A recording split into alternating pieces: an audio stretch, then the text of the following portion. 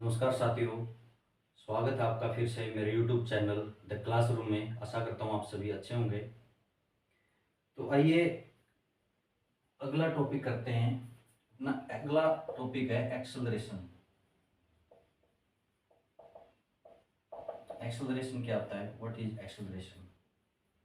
पिछली क्लास में हमने पढ़ा था यूनिफॉर्म मोशन और नॉन यूनिफॉर्म मोशन, स्पीड और वेलोसिटी के बारे में।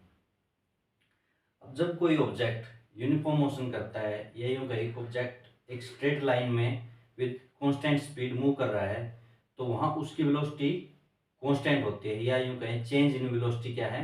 जीरो। और अगर हम वेलोसिटी में चेंज कर दें, वेलोसिटी में चेंज कैसे कर सकते हैं? या तो उसकी डायरेक्शन चेंज कर दें, या उसका मैग्नीट्यूड चेंज कर दें, या फिर दोनों ही चेंज कर दें, तो इससे हम वेलोसिटी में चेंज कर सकते हैं। तो जो रेट होती है चेंज ऑफ वेलोसिटी की, उसी को क्या बोलते हैं? एक्सेलरेशन। तो एक्सेलरेशन की डेफिनेशन क्या हो सकती है? Rate of change of velocity और change in velocity per unit time, इसको क्या बोलेंगे? एक्सेलरेशन। तो एक्सेलरेशन क्या हो जाएगा? Acceleration is equal to change in velocity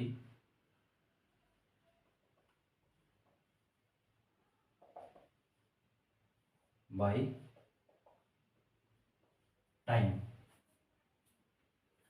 suppose कोई ऑब्जेक्ट अपनी इनिशियल वेलोसिटी u से अपनी वेलोसिटी को चेंज कर रहा है, किसमें? v में। ये यूं कहे कि u क्या है यहाँ? Initial velocity.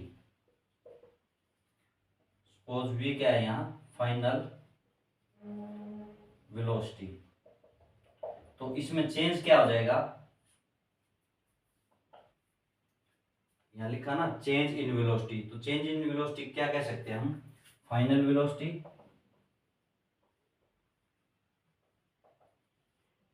Minus initial velocity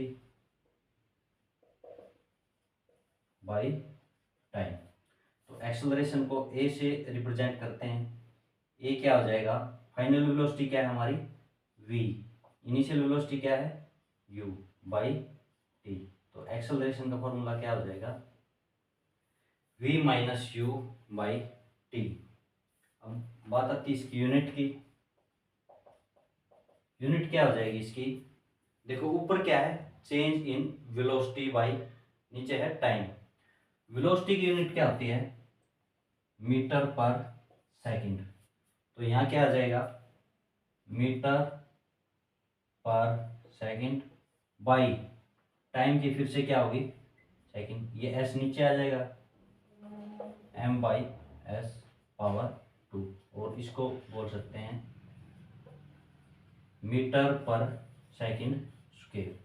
यह इसकी यूनिट हो जाएगी। अब जैसे वेलोसिटी यूनिफॉर्म नॉन यूनिफॉर्म हो सकती है, वैसे ही एक्सेलरेशन भी यूनिफॉर्म और नॉन यूनिफॉर्म हो सकता है। एक्सेलरेशन यूनिफॉर्म और नॉन यूनिफॉर्म कैसे होगा? सबसे पहले आता है यूनिफॉर्म एक्सेलरेशन।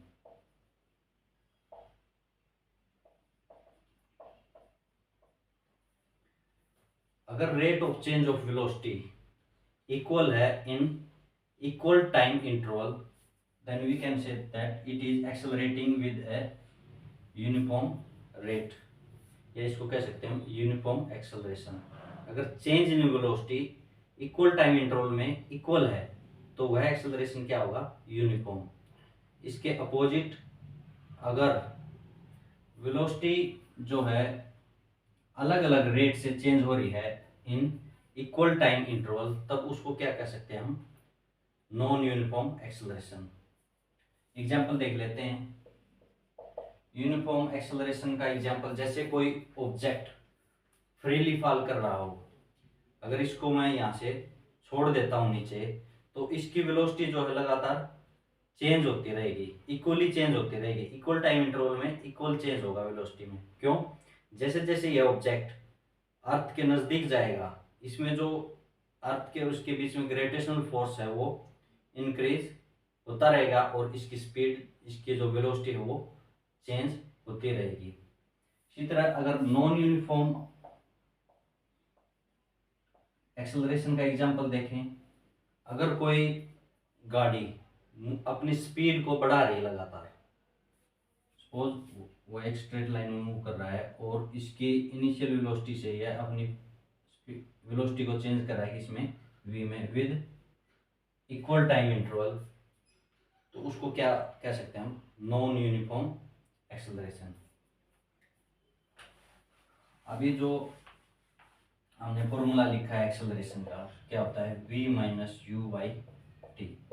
इस पर आइए, एक्सेलरेशन जो है वह नेगेटिव भी हो सकता है, पॉजिटिव भी हो सकता है। एक्सेलरेशन पॉजिटिव कब होगा?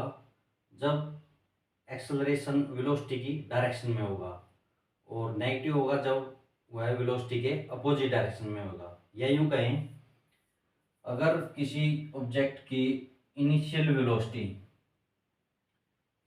फाइनल वेलोसिटी से कम है तो वह तब एक्सेलरेशन क्या होगा? पॉजिटिव। इसका उल्टा, अगर initial velocity is greater than final velocity then acceleration will be negative. अब एक्सेलरेशन की दो टाइप्स हो सकती हैं। फर्स्ट है uniform acceleration, second is non uniform acceleration. Uniform acceleration क्या होगा? If an object travel in straight line and its velocity is changing with equal amount in equal interval of time, यानी कि equal interval of time में अगर velocity equally change हो रही है, तब हम उसको क्या कह सकते हैं कि वह ऑब्जेक्ट यूनिफॉर्मली ट्रेवल कर रहा है। और इसके अपोजिट, अगर वेलोसिटी में चेंज जो हुआ नॉन यूनिफॉर्म रेट से हो रहा है, तो वह क्या होगा? Non uniform acceleration. आइए इस न्यूमेरिकल को देखते हैं, क्या कह रहे हैं।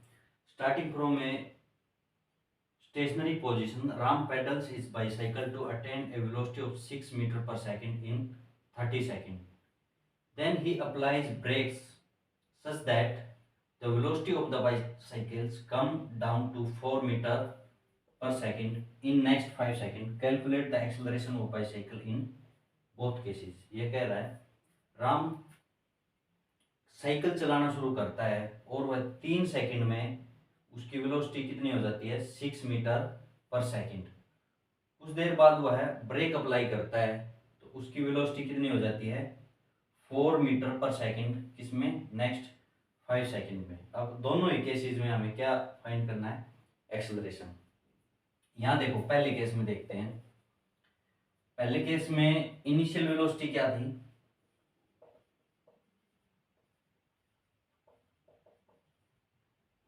जिसको हम u से रिप्रेजेंट करते हैं, यानी कि वह जब चलना शुरू करता है तो वह किस में था? रेस्ट में था। इसका मतलब यहाँ उसकी इनिशियल वेलोसिटी क्या है? 0। कुछ देर बाद वह उसकी वेलोसिटी कितनी हो जाती है? 6 मीटर पर सेकंड। तो इस केस में इनिशियल वेलोसिटी क्या है? 0 मीटर पर सेकंड। और फाइनल वेलोसिटी क्या है? 6 मीटर पर सेकंड। इस दौरान टाइम कितना लिया गया है? 30 सेकंड। तो जब एक्सेलरेशन हम कैलकुलेट करेंगे, क्या होता है? v minus you by T. Final velocity कितनी है? 6 माइनस 0 बाई 30 सेकेंड। ये कितनी आ गई? 0.2 मीटर पर सेकंड। अब दूसरा केस देखते हैं। जो वह ब्रेक अप्लाई करता है तो उसकी वेलोसिटी कितनी हो जाती है? अब देखो, यहाँ 6 मीटर पर सेकंड थी जब जा रहा था, यहाँ तो उसकी इनिशियल वेलोसिटी इस केस में तो क्या थी? 0। फिर कितनी हो जाती है? 6 मीटर पर सेकंड। अब इसके आगे कुछ आ जाता है तो यह ब्रेक अप्लाई करता है, तो कुछ टाइम बाद इसकी जो वेलोसिटी हो जाती है वो कितनी हो जाती है? 4 मीटर पर सेकंड। और इसमें ये करने में टाइम कितना लगता है? 5 सेकंड। अब यहाँ इस केस में देखो, इनिशियल वेलोसिटी कितनी थी, किस वेलोसिटी से जा रहा था वो, 6 मीटर पर सेकंड से। तो इस केस में इनिशियल वेलोसिटी कितनी हो जाएगी, 6 मीटर पर सेकंड, और फाइनल वेलोसिटी यानी कि v कितनी है, 4 मीटर पर सेकंड। टाइम कितना है, 5 सेकंड। तो एक्सेलरेशन जब फाइंड करेंगे तो क्या हो जाएगा, final velocity minus initial velocity upon time, तो ये कितना आ जाएगा, -0.4 मीटर पर सेकंड स्क्वायर, यहाँ भी स्क्वायर आएगा। अब देखो यहाँ जो एक्सेलरेशन आया है वह क्या है, पॉजिटिव।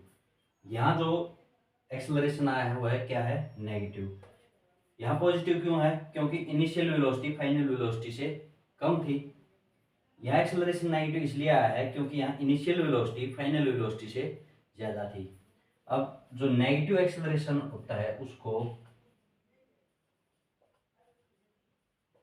रिटार्डेशन भी बोल सकते हैं। डिक्रीजिंग एक्सेलरेशन को क्या बोल सकते हैं, रिटार्डेशन।